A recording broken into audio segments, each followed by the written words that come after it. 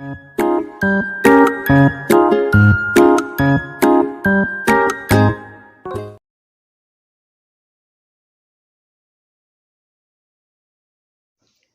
Everyone, कसं आहे सगळे? छान आहे ना? Welcome to our knowledge treasure channel. Today in this section we are going to discuss about Earth's gravitational acceleration. आतापर्यंत आपण ग्रॅव्हिटेशनचा कॉन्सेप्ट बघितलेला आहे आणि केप्लर्स लॉ बघितलेला आहे, Newton's universal law of gravitation बघितलेला आहे, तसेच न्यूटन्स इन्व्हर्स स्क्वेअर लॉ आणि टाइड्सबद्दल आपण प्रिव्हियस व्हिडिओमध्ये बघितलेलं आहे. तुम्ही पहिल्यांदा आमच्या चॅनेलला जॉईन होत असणार, जॉईन झाला असले तर पहिल्याचा व्हिडिओ बघायचा असले तर डिस्क्रिप्शन बॉक्समध्ये त्याचा लिंक देणार आहे, आई बटनमध्ये सुद्धा लिंक देणार आहे. तुम्ही त्या व्हिडिओज बघू शकतात. तुम्हाला व्हिडिओ आवडला असले तर तुम्ही लाईक करा आणि तुमच्या मित्रमैत्रिणींना शेअर करा आणि सबस्क्राईब करायला विसरू नका. अर्थ्स ग्रॅव्हिटेशनल फोर्स म्हणजे काय? अर्थवरती असणारा ग्रॅव्हिटेशनल फोर्स सगळ्या ऑब्जेक्टला स्वतःकडे पुल करत असते, स्वतःकडे अट्रॅक्ट करत असते. आता इथे काय सांगितलेलं आहे? Will the velocity of a stone thrown vertically upwards remains constant or will it changes with the time? How will it change? Why doesn't the stone move up all the time? Why does it fall after reaching a certain height? What does its maximum height depend on? म्हणजे इथं काय सांगितलेलं आहे आपल्याला?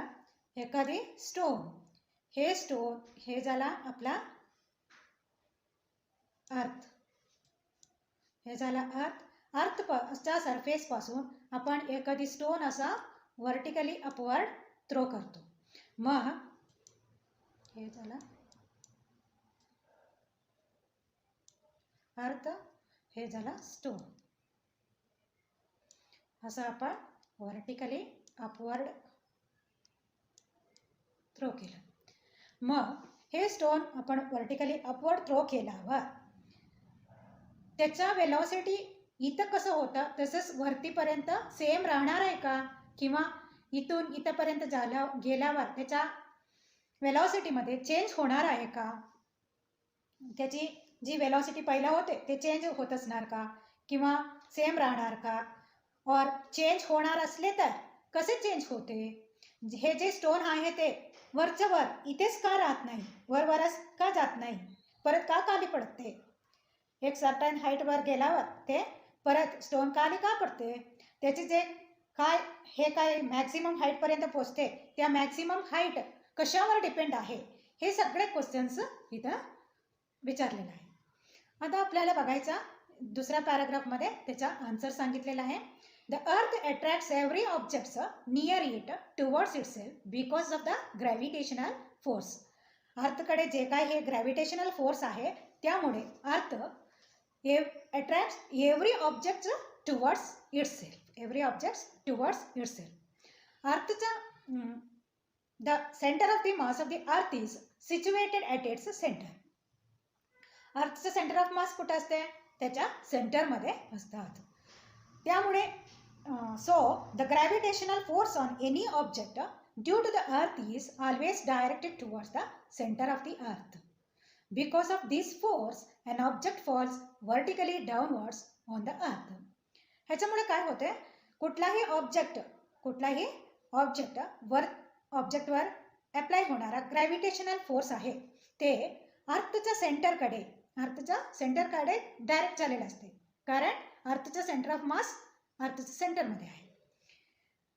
त्याच्यामुळे object ग्राउंडवरती अर्थवरती पडताना त्याचं डायरेक्शन कुठं असते?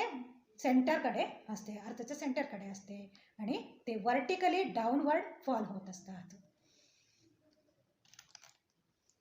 Similarly when we throw a stone vertically upward, this force tries to pull it down and reduces its velocity. तसेच आपण जेव्हा एक स्टोन वर्टिकली अपवर्ड थ्रो केलेला असतो तेव्हा सुद्धा हे जे ग्रॅव्हिटेशनल फोर्स आहे ते स्टोनला खाली पुल करत असते. त्यामुळे स्टोनचं वेलॉसिटी कमी कमी होत असते. हे जे ग्रॅव्हिटेशनल फोर्स स्टोनला खाली खेचत असल्यामुळे त्याच्या वेलॉसिटी डिक्रीज होते आणि थोड्या वेळाने ते त्या स्टोनचं वेलॉसिटी 0 होते. आता आपण बघू शकता.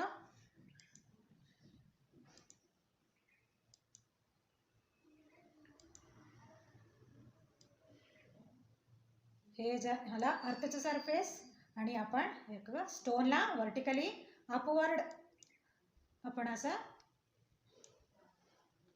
थ्रो केलेला आहे.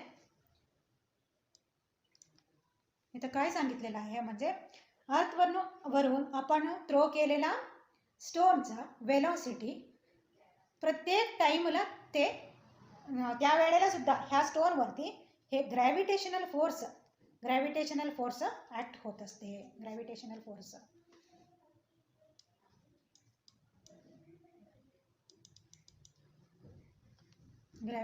फोर्स असा त्याच्यावरती ॲक्ट होत असते सेंटरमधून. आणि ते ग्रॅव्हिटेशनल फोर्स कुठला डायरेक्शनवरती असते? डाऊनवर्ड डायरेक्शनला असते. आपण स्टोन थ्रो केलेला अपवर्ड डायरेक्शन आहे. त्यामुळे ह्या स्टोनचा वेलॉसिटी आपण स्टोनला थ्रो करताना त्याचा वेलॉसिटी फॉर एक्झाम्पल 4 किलोमीटर होता, 4 किलोमीटर पर सेकंड होता असा असले तर थोड्या वेळाने म्हणजे इथं आल्यावर त्याचा वेलॉसिटी कमी होते. फॉर एक्झाम्पल ते झाला 2 किलोमीटर पर सेकंड. का कमी होते म्हणजे कसं आपण वेलॉसिटी ह्या स्टोनचा वेलॉसिटी वरती गेल्यासारखा त्या स्टोनवरती ग्रॅव्हिटेशनल फोर्ससुद्धा ॲक्ट होत असल्यामुळे त्याचा वेलॉसिटी कमी होत असते. Whenever it reaches to this point, the speed or velocity of the stone becomes 0. So, it will not move upwards. But the gravitational force due to earth, it will still acts on the stone. आता पण ह्या gravitational force ह्या स्टोनवरती act होते त्यामुळे ते stone खाली पडते. मग खाली पडताना कुठल्या डायरेक्शनवर पडत असते? Centre of the earth. म्हणजेच vertically downward it will fall. This is about earth's gravitational force. Next will see use your brain power. According to Newton's law of gravitation, every object attracts every other object. Thus, if the earth attracts an apple towards itself, the apple also attracts the earth towards itself with the same force. Why then does the apple fall towards the earth, but the earth does not move towards the apple? इथं आपल्याला माहित आहे every object ये इथं एक object आहे आणि इथं दुसरा ऑब्जेक्ट आहे B. According to Newton's law of gravitation there is a force from A to B. Similarly, B acts a force to A. So every object attracts every other object. मग आता इथं काय सांगितलेलं आहे म्हटलं की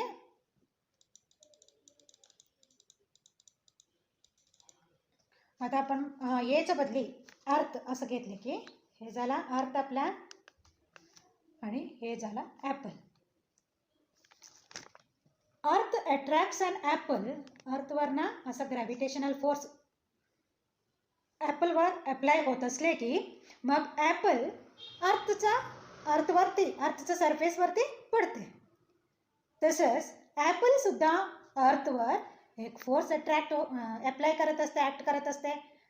पण अर्थ ॲपलवरती का पडत नाही किंवा अर्थ ॲपलच्या जवळ का मूव्ह होत नाही हे क्वेश्चन आपल्याला विचारलेलं आहे. मग आपण काय सांगणार आहे? अर्थचा मास किती आहे? We know that the mass of the earth is huge. Mass of the earth is huge. So the gravitational force that is, we know that F is equal to m into g from Newton's second law of motion. That we can say that F is directly proportional to m. When the m When m increases, mass increases, force also increases. When m decreases, force also decreases. So here you can see the mass of the earth is huge, so the gravitational force also large. Mass of the apple is so small, the gravitational force of a apple, force which acts on the earth, it is very small, negligible. We can say it is negligible. So because of the huge mass of the earth, it will not fall on the apple, or it will not move towards the apple. Next इथं काय सांगितलेलं आहे?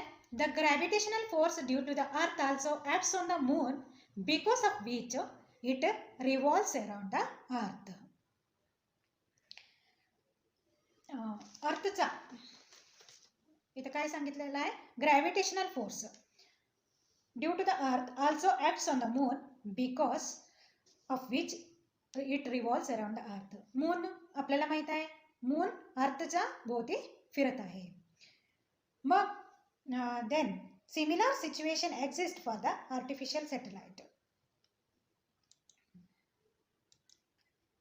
Here show this is the earth and this is the moon. Now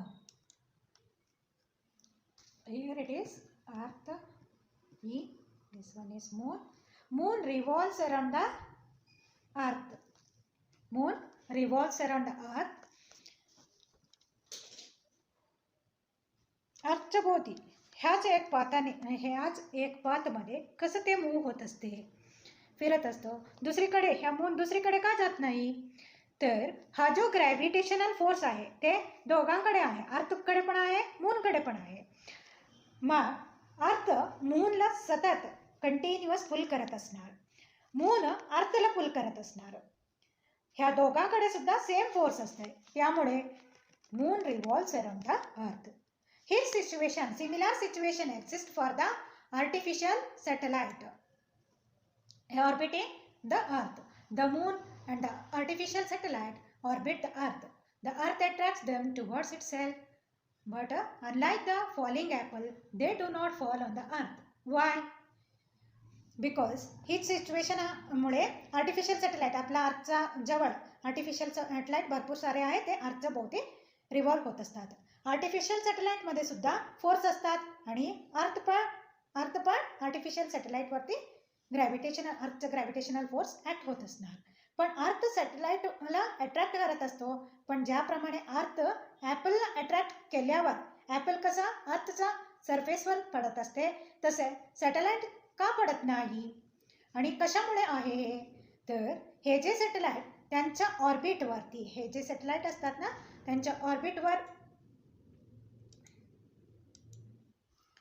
satellite त्यांच्या ऑर्बिटवर असा, हे अर्थ आहे, हे इथे सॅटेलाइट्स असतात. हे सॅटेलाइट्स त्यांच्या ऑर्बिटवर असा फिरत असतात. हे फिरत असताना ते एक कॉन्स्टंट स्पीडमध्ये असा फिरत असतात. त्यामुळे त्यांच्या ह्या वेलॉसिटीमुळे त्यांनी अर्थच्या सरफेसवर पडत नाही. हे वेलॉसिटी नसले तर काय झालं असतील, ह्या सॅटेलाइट्स अर्थवर पडला असतील. हे जे ॲपल आहे ना, ते ॲपल आता आपण बघतो. ॲपल कसा एका ट्रीमध्ये रेस्ट पोझिशनमध्ये असणार.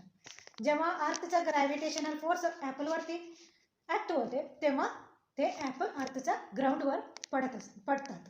पण इथं सॅटेलाइट्स एक कॉन्स्टंट वेलॉसिटीमध्ये ते रिव्हॉल्व होत असणार.